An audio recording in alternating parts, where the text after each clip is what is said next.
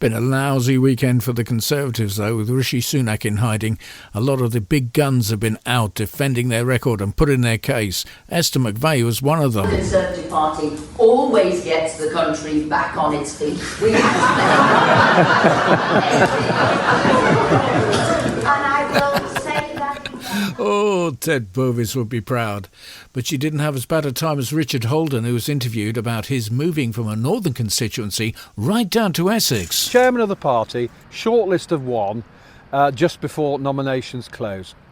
How is that not an appalling stitch-up and anti-democratic? Emily Thornberry today has completely admitted that Labour's approach to taxing schools is going to mean larger class sizes for children right across the country, particularly in the state sector. Their children are going to be paying the price for Labour's ideological obsession, with over £2,000 extra on tax for their parents and larger class sizes for children. It's children and families who are going to pay the price under a Labour government. So you can't justify the way you have been parachuted into Basildon and Billericay. You're not denying it's a stitch-up and it's anti-democratic. Emily Thornberry today has admitted... I'm going to stop you now. This is ridiculous. This is ridiculous. You said in an interview earlier this year you were bloody loyal to the North East. What happened to that?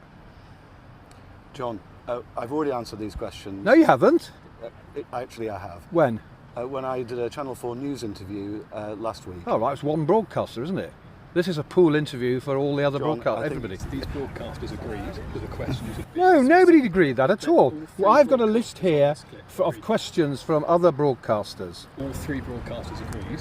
Everyone on this. Nobody's agreed. No, They absolutely did. not. We No, I can absolutely get not. The proof. This They is all absolutely agreed not. this. Well, if that's where it's going to go, then we'll just leave. That's exactly the sort of journalism they should have been doing over the last 14 years. They didn't do it under New Labour, they didn't do it under the Coalition, they haven't done it under the Tory government for the last, 10? And suddenly, when the Conservatives look like they're going to be booted out of office, they find a pair of balls, strap them on and go to battle.